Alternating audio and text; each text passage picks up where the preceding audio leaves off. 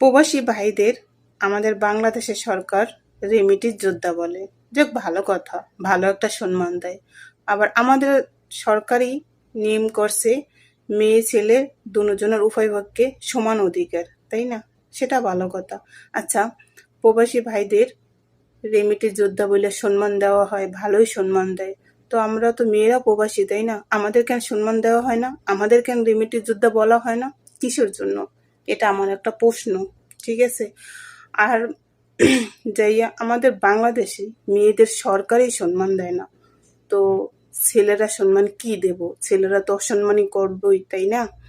তো দেখেন, একটা জিনিস ভাইবে দেখেন, প্রবাসী কিন্তু ছেলে মেয়েরা কিন্তু উভয়পক্ষে দুজনেই সেম সেম প্রবাস করে, প্রবাসে থাকে, তাই না? অথচ মেয়েরা কিন্তু আলাদাভাবে কোনো একটা সম্মান পায় না। সবার কাছে, জনগণের কাছে, সরকারের কাছে, কারোর কাছেই কোনো একটা সম্মান